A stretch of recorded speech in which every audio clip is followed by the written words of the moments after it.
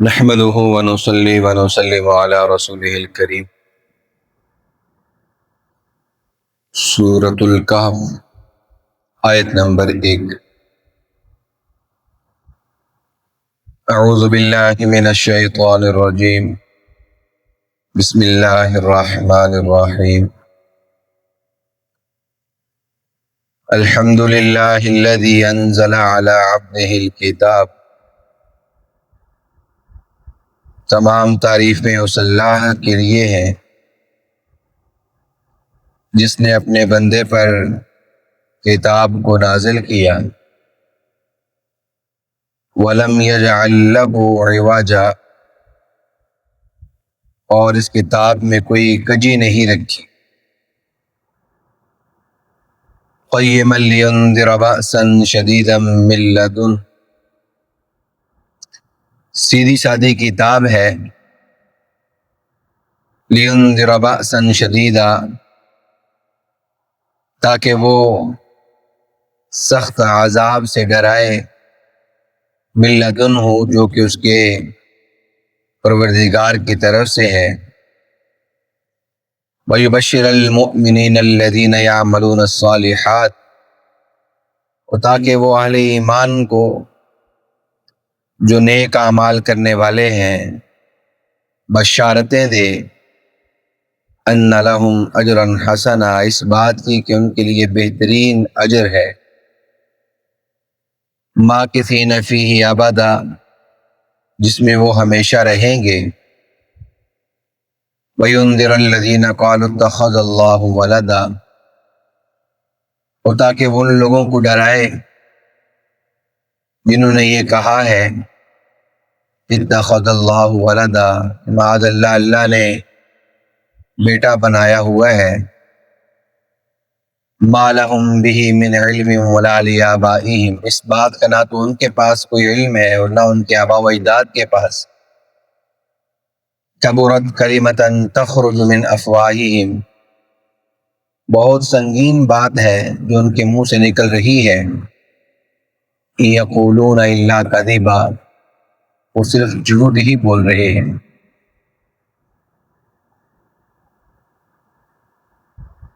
سورہ کہف کی ابتدائی آیات ہیں۔ اس پوری سورہ کا نزول ایک خاص پس منظر رکھتا ہے کہ مشرکین مکہ کا ایک وفد، کچھ لوگ مدینہ کے یہودیوں کے پاس اس لیے گئے تاکہ ہم یہ معلوم کر سکیں کہ رسول اللہ صلی اللہ علیہ وآلہ آلہ وسلم جو ہمارے پاس تعلیمات لے کر آئے ہیں اور جو انہوں نے نبوت کا دعویٰ کیا ہے، یہ کس حد تک ٹھیک ہے۔ وہ اس لیے مدینہ منورہ میں یہودیوں کے پاس گئے تھے کہ وہ اہل کتاب ہیں، ان کے پاس آسمانی کتاب کا علم ہے، تو ان سے ہم جا کے پوچھتے ہیں کہ آپ صلی اللہ علیہ وسلم کا یہ نبوت کا دعویٰ کرنا کس حد تک درست ہے۔ جب یہ وفد مدینہ کے یہودی علماء کے پاس پہنچا تو انہوں نے کہا اگر آپ نے یہ دیکھنا ہے کہ رسول اللہ صلی اللہ علیہ وسلم درست بات فرما رہے ہیں تو یہ 3 باتیں ہیں کہ جا کے ان سے پوچھ لیں۔ اگر اس کا جواب دے دیں تو وہ اللہ کے نبی ہیں، اگر جواب نہ دے پائیں تو پھر تم سمجھ لو کہ ایسا معاملہ نہیں ہے۔ اب وہ جو 3 باتیں انہوں نے کہی تھی کہ جا کے یہ پوچھو، ان میں سے 2 باتوں کا تذکرہ اس سورت کے اندر موجود ہے، اور تیسری بات کا تذکرہ پہلے آ چکا ہے۔ پچھلی سورت جو ابھی ہم نے سورہ بنی اسرائیل پڑھی ہے، جس میں بات آئی تھی یسألونک عن الروح، وہ آپ سے روح سے متعلق سوال کرتے ہیں، تو قل الروح من امر ربی، آپ فرما دیں کہ یہ تو میرے پروردگار کا حکم ہے۔ اتنی سی بات بیان کر دی۔ ایک سوال یہ تھا کہ آپ روح کے بارے میں جا کے سوال کریں کہ روح کیا ہے۔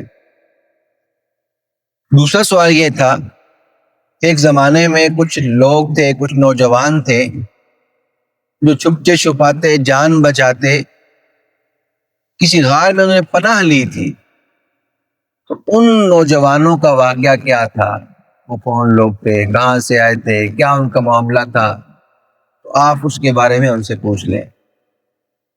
اور تیسرا یہ کہ ایک بادشاہ ہے جس نے مشرق و مغرب کا سفر کیا ہے، اس بادشاہ کے بارے میں آپ ان سے دریافت کریں کہ اس بادشاہ کے کیا ماجرا اور قصہ ہے، وہ کون تھا۔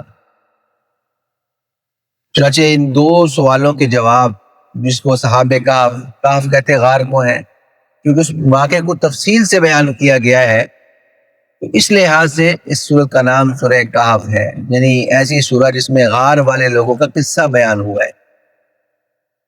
اور اسی طرح سے اللہ رب العالمین نے ذوالقرنین جو بادشاہ گزرا ہے اس کا بھی 16ویں پارے میں، جہاں اس کی ابتدا ہوتی ہے 16ویں پارے کے دوسرے صفحے میں، اس کو بھی کچھ آیات میں بیان کیا، اس کا معاملہ کیا تھا، اس کا واقعہ کیا تھا۔ اس کے ساتھ اس میں ایک اہم واقعہ ہے موسیٰ علیہ السلام کا حضرت خضر علیہ السلام کے ساتھ جو سفر ہوا ہے اس کا بیان ہے۔ پھر اسی میں یاجوج ماجوج کی بات بھی آتی ہے کہ اس کا واقعہ کیا ہوگا، وہ کیسے ان کا ظہور ہوگا، اس کو بھی بیان کیا۔ تو یہ اس سورہ کا اہم اور حاصل کلام ہے۔ اس سورہ کا جو فضائل ہیں سورہ کے، رسول اللہ صلی اللہ علیہ وسلم نے ارشاد فرمایا کہ جو شخص جمعہ کے دن اس سورت کی تلاوت کرتا ہے تو یہ تلاوت کرنا اس شخص کے لیے دوسرے جمعے تک، یعنی ایک جمعے سے دوسرے جمعے تک نور ہی نور ہوگا۔ اس نور کو اگر سمجھنا ہو تو مراد اس کے لیے ہدایت کے فیصلے ہوں گے، رہنمائی ہوگی، وہ اعمال کی طرف راغب رہے گا، وہ بری باتوں سے بچتا رہے گا، اللہ کی خاص مدد اس کے لیے آئے گی، یہ مراد ہے۔ وہ بلاؤں سے آفات سے محفوظ رہے گا۔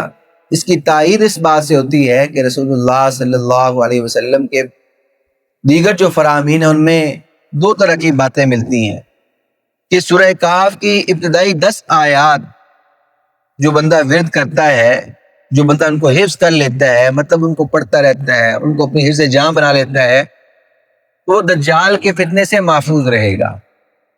اب دجال ایک بہت بڑی بلا اور مصیبت ہے، بہت بڑا فتنہ ہے اہل ایمان کے لیے خاص طور پہ۔ تو فرمایا کہ جو شخص اس سورت کی ابتدائی آیات 10 آیات جو ہیں ان کا معمول بنا لیتا ہے، ان کو حفظ کر لیتا ہے تو محفوظ رہے گا۔ بعض روایات میں آتا ہے آخری 10 آیات، اور اسی سورت کے اندر جو آخری 2 آیتیں ہیں جہاں پہ سورہ مکمل ہو رہی ہے، قُل لَوْ كَانَ الْبَحْرُ مِدَادًا لِكَلِمَاتِ رَبِّي، اس کے بارے میں حضرت عائشہ صدیقہ رضی اللہ تعالیٰ عنہ فرماتی ہیں، آپ صلی اللہ علیہ وسلم نے ارشاد فرمایا جو شخص ان 2 آیات کی تلاوت کر کے سوتا ہے تو جس وقت وہ بیدار ہونا چاہتا ہے اللہ تعالیٰ اسے بیدار کر دیتا ہے، یعنی ایک طرح کا یہ الارم ہے۔ کوئی شخص چاہتا ہے کہ میں 3 بجے اٹھ جاؤں، میں 2 بجے اٹھ جاؤں، الارم بھی نہیں ہے اس کے پاس، تو یہ آخری 2 آیتیں پڑھ کے سو جائے تو اس وقت اس کی آنکھ کھل جائے، اللہ تعالیٰ اس کو اس وقت تک جو ہے وہ نیند اس کی ختم کر دے گا۔ تو یہ آپ صلی اللہ علیہ وسلم سے منقول ایک بات ہے، یہ فضائل کے حوالے سے ہے۔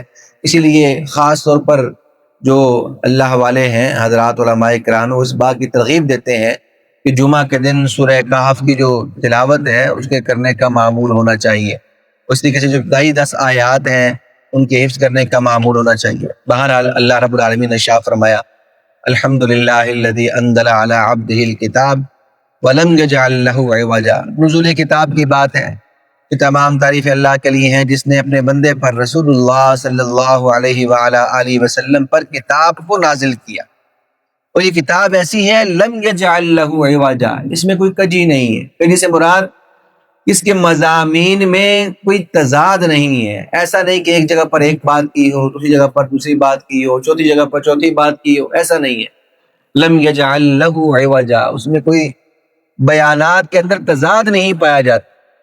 جہاں توحید کو کامیابی کی ضمانت دیا تو تمام آیات میں توحید کامیابی کی ضمانت کا، جہاں پہ کفر و شرک کو گمراہی سے تعبیر کیا، اس پر نجات نہ ہونے کی بات کی تو تمام آیات میں اسی مضمون کو بیان کیا۔ جہاں آخرت کی بات آئی ہے تو ہر جگہ پر آخرت کی بات اسی طرح سے اسی مضمون کے حساب سے آئی ہے۔ تو مضامین میں کوئی ٹیڑھ پن، کوئی کجی نہیں ہے۔ وَلَمْ يَجْعَلْ لَهُ عِوَجًا، اور ساتھ میں قیما، یہ کتاب سیدھی سادی ہے، درست کتاب ہے، اور اس لحاظ سے سیدھی سادی ہے کہ اگر انسان اس سے تذکیر حاصل کرنا چاہیے، یہ وہی مضمون ہے وَلَقَدْ يَسَّرْنَا الْقُرْآنَ لِلذِّكْرِ، ہم نے قرآن کو نصیحت قبول کرنے کے لیے آسان کر دیا۔ یعنی کوئی شخص صرف اللہ کا کلام اس طور پر، اس کلام کے نزول کا مقصد کیا ہے، یہ کلام مجھ سے کیا مطالبہ کر رہا ہے، جنت کی بات ہے، جہنم کی بات ہے، نافرمانی سے بچنے کی بات ہے، اللہ کی اطاعت کی بات ہے. یہ ایسے مضامین ہیں کہ صرف انسان پڑھتا چلا جائے، ترجمہ کرتا چلا جائے تو اس کو معلوم ہوتا ہے کہ اللہ تعالیٰ ہم سے مطالبہ کیا کر رہا ہے. اس لحاظ سے قرآن بڑا سیدھا سادہ اور آسان ہے. ہاں جہاں مسائل کی بات ہے تو اس میں تو مسائل اتنے گہرے ہیں کہ خود صحابہ اکرام رضی اللہ تعالیٰ عنہم کو سمجھنے میں دائیں بائیں ہونا پڑا. تو رسول اللہ صلی اللہ علیہ وسلم نے نشاندہی کی، بھائی جو تم سمجھ رہے ہو اس آیت سے وہ مراد نہیں ہے. واقعہ آ چکا ہے پیچھے، حتی یتبین لکم الخیط الابیض من الخیط الاسود. حالانکہ عربی دان تھے لیکن اسے دھاگا ہی سمجھ لیا. اللہ کے نبی صلی اللہ علیہ وسلم نے شاہ فرمایا دھاگا مراد نہیں ہے یہاں پہ. تو جو ظاہری مطلب ہے قرآن پاک بڑا آسان ہے. اس کو فرمایا قیمہ، سیدھی سادی کتاب ہے، لوگوں کو ڈراتی ہے، اللہ کی طرف سے عذاب کے نزول کی بات کرتی ہے، اور جو اہل ایمان ہیں، نیک اعمال کرنے والے، ان کے لیے بشارتوں کی بات کرتی ہے. اور ان لوگوں کو کیسے جزا دی جائے گی؟ ان لہم اجرا حسنا، بہترین عمدہ اجر ملے گا. ماکثین فیہ ابدا، ہمیشہ ہمیشہ اس میں رہیں گے. جب وہ اجر مل جائے گا، جب پروانہ مل جائے گا، جنت تھما دی جائے گی، پھر اسے لی نہیں جائے گی، ہمیشہ ہمیشہ اس میں رہیں گے. اور جو لوگ خاص طور پر اللہ کے ساتھ شریک ٹھہرانے والے ہیں، جو تثلیث کی بات کرنے والے ہیں، اللہ کی اولاد بنانے کی بات کرنے والے ہیں، ان سے لوگوں کو ڈرایا جائے. اس کتاب کے ذریعے سے رسول اللہ صلی اللہ علیہ وسلم کو ڈرا رہے ہیں. اور میں جو لوگ اس طرح کی بات کرتے ہیں ان کے پاس حقیقت دیکھا جائے تو کوئی دلیل نہیں ہے، بس سنی سنائی باتیں وہ بیان کر رہے ہیں. کوئی عقلی دلیل ان کے پاس نہیں ہے، کوئی نقلی دلیل ان کے پاس نہیں ہے. نہ تو یہ مضمون تورات میں بیان ہوا، نہ انجیل میں بیان ہوا، نہ زبور میں بیان ہوا کہ اللہ کی اولاد ہے یا اللہ کو اولاد کی حاجت ہے. نقلی دلیل نہیں ہے. عقلی طور پر بھی اس بات کو ثابت نہیں کیا جا سکتا، کیونکہ اولاد ایک طرح کی بندے کی احتیاجی ہے کہ بڑھاپے میں میرے کام آئے گی، مجھے کما کر دے گی، میرا سہارا بنے گی. اللہ تعالیٰ تو محتاج ہے ہی نہیں. تو نقلی طور پر بھی دلیل نہیں ہے، عقلی طور پر بھی دلیل نہیں. اس کو فرمایا نہ تو ان کے پاس کوئی دلیل ہے اس بات کی، نہ ان کے والدین اور آبا و اجداد کے پاس ہے. ہاں بہت سنگین جملے ہیں، وہ یہ کہہ رہے ہیں کہ اللہ تعالیٰ کی معاذ اللہ اولاد ہے. ان یقولون الا کذبا، بہت جھوٹ ہی بول رہے ہیں، حقیقت سے دور تک اس کا تو اللہ تعلق نہیں ہے. اللہ تعالیٰ مجھے آپ کو تعلیمات سامع پہ عمل کی توفیق عطا فرمائے.